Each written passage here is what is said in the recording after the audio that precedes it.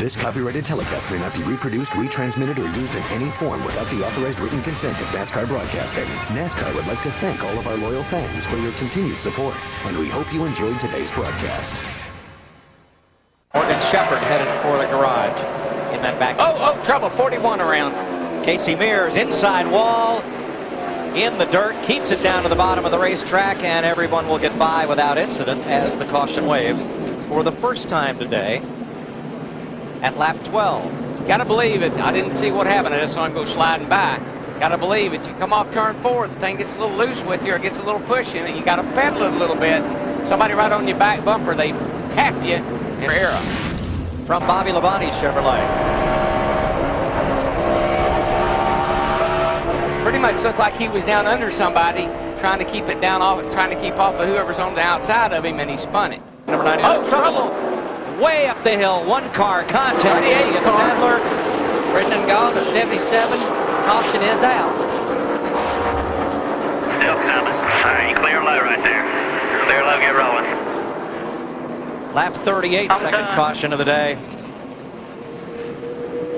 I don't know what happened to the 38, but he went up and caught the 77, so I don't think the 77, I think he was a victim. Let's mark it as the third caution, counting the safety caution at lap 30 as the second. So third caution for Elliott Sadler and Brendan Gaughan. But you don't know how long he's going to be there. Whoa. Did he and Kurt Busch get together? Yeah, they did. And Brendan Gaughan, the 77, nowhere to go. Look at Jamie McMurray, the 42, just barely gets by. That was a good move. Yeah, it looked like Kurt Busch tapped the back of the 38 car. First car lap down. Oh, trouble. Front straightaway, hard in the inside wall is Joe Nemechek. And guess who won the battle? Greg Biffle. The field freezes at lap 158. And Greg Biffle, we believe, will get the free pass as Joe Nemechek brings out the fifth caution of the day. That was a wad of cars coming off turn 4, and most everybody straightened out except Joe. You know what, though, for that caution can come at any. Harold, let's see what triggered this with Nemechek. Terry Labonte there with him. Ooh, Terry. Goodness And you gracious. see Terry Labonte in the 5, Sterling Marlin in the 40. You see who's right behind them. They were in desperation. The leader, Tony Stewart, they were about to go a lap down. Okay, you get a little frustrated with somebody you're faster than they are. They're holding you up. Jeff Gordon has knocked the wall down in turn number 2. Down he goes. He's been talking about the car being a little tight. You see the tire fly apart. It's like you saw the car not turn, then you saw it come apart right there. And that is a hard lick, and there is not any safer barriers here. Heavy damage to the right front of Gordon's DuPont Chevy.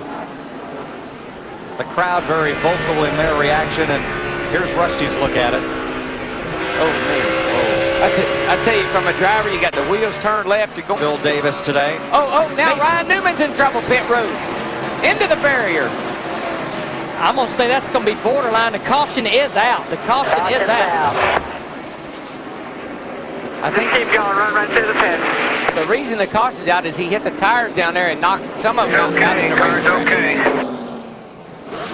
Must enter pit road between the cones. So here's Newman again coming in fast. And you get down here, he's a little hot. He picks up all that debris that's on the apron right there. This bad boy is going around and around. There's the cones he hit. And ooh, boy, he was And there's damage to that car, too, from those tires. really lucky there wasn't more damage over there. I believe he just kind of bent her up a little bit. As he came to pit road, he and Dave Blaney were the last 2 cars on the lead lap to pit. So we'll see how this sorts out with scoring and On the outside, and here comes Jimmy Johnson in as well. Jeremy Mayfield. Oh, trouble in Blaney! Michael Waltrip and Blaney got together. There goes Blaney into the wall. There goes everybody. Yeah, Ryan Newman's in it, Greg Biffle. 48 car. Half the field, it looks like. And the 9th caution of the day will be huge. 40, 41, 31, 0. When the leader restarts in the middle of the pack, this is frequently the result. Yeah, it's kind of, I'd almost bet you that something like this might have happened. And Tony Stewart, a lot of those cars, Michael Waltrip, Dale Earnhardt Jr., Matt Kenseth, they will be back on the lead lap. Look like every car has driven away except for Greg Biffle, Jimmy Johnson, and Dave Blaney. Johnson had a car that might have won it. And Mayfield, who was the leader, is now wrecked. And of that group, I feel worse for Blaney, who in a part-time ride for Bill Davis was having the best race of his year. Well, you got to feel sorry for Jeremy. He got boxed, and he couldn't go, and that's what that got him in a position where he got in that wreck. I don't know how much damage he has. The problem is it's rained here for a day and a half, and he's stuck in the mud down there. The dirt is so soft there. The ground is so soft. That front valence, Larry, must be all torn up, too.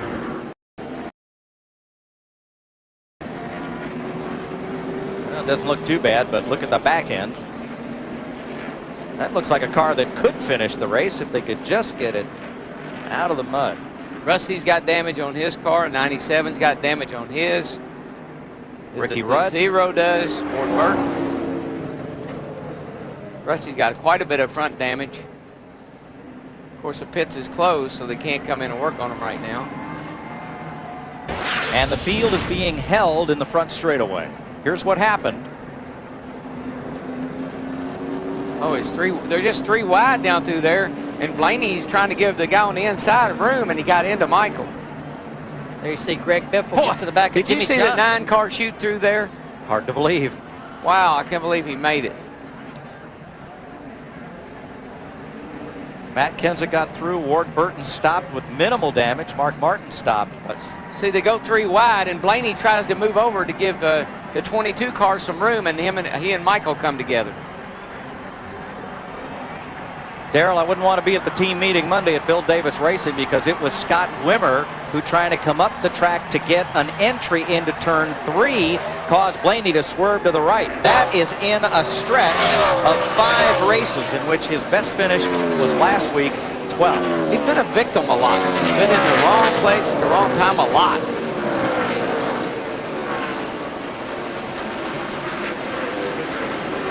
Rusty Wallace just hit the wall. No caution. Shouldn't be. I don't think there's a. I don't see. There's some damage on the right front, but there already was damage on the right front. The caution is out. That's a big break for Dale Earnhardt Jr. You just talked about it. He will get the pardon.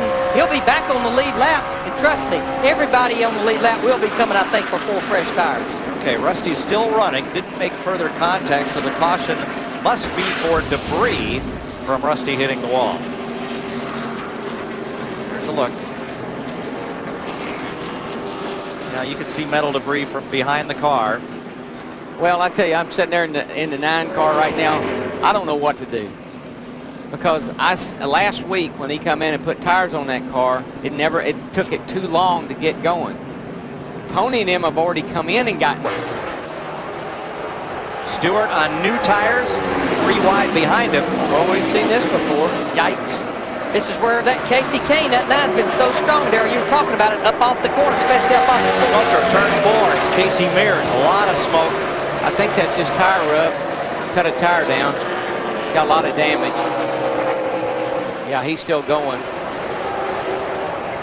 And Kane and Martin pull away just a little bit from Tony Stewart, who finds it in Casey 3. Kane lost it. Oh, there's oil. There's oil on the racetrack. Use that shine. You got it. Oil on the racetrack. Mark Martin, Tony Stewart gets by. I think Matt Kenseth may have went up and brushed the wall. Oh my gosh. I've never brushed the wall there. Yeah, look, lots of damage. He's killed that right front of that car. What an incredible turn of events. All that smoke from Casey Mears. Yeah, I saw the sheet metal damage. I said, well, it's a tire rub, but man, he was putting oil down. How close can you come to your first win and not get it? Tommy Baldwin is just, he has no idea what has happened here. Oh, that poor kid. Boy, Darrell, I'd rather finish second by a foot like he's done 3 times than have it end this way, for sure. No, just. Number 3. Here comes Kane down into the corner, and you're going to see the car about right there. She takes off. Not too far behind him comes a whole bunch more. I think Mark And Tony may have seen what happened to him and got it to the inside. This will show it right here, Darrell.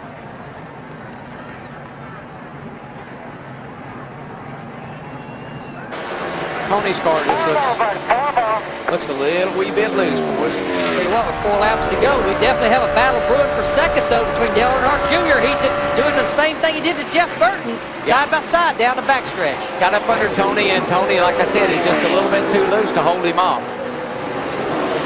Dale Jr. has been as far down as about 34th place, but he got a free pass to get back on the lead lap, and now he is charging for second. This right here is where he's been a little stronger than Tony, but Tony's getting a good run now up in that second groove. Yeah. He's going to take second place back. Well, he knows if he keeps Dale Jr. pinned down like that, he's got the advantage. And who likes this best? Mark. Mark. He loves what he's seeing in that rearview mirror. 2 to go. Whoa, boy, Tony is loose off of the corner. Holy smoly. Hang on to her, bud. When Junior gets close to him, Stewart's car gets really loose. Yeah, watch it over here off the 2. Gets that nose under there. He jumps sideways right there. And Dale Earnhardt Jr. knows he's loose. He's tucked right up there. Just keep working on him. Just keep working on him. No, not now. Not there. I thought that 12 car was going to get in his way. Maybe he's trying to diamond the turn.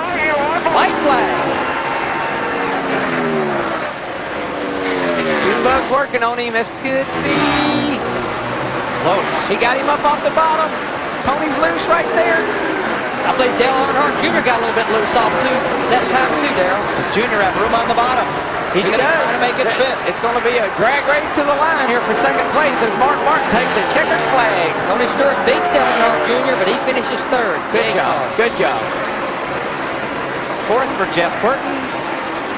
And a top 5 for rookie Scott Riggs. Way to go, Scott. Michael gets 6th. Jerry Labonte 7th. Jeremy comes back from hung up in the mud to finish 8th. Scott Wimmer 9th and Kevin Harvick 10th. You know,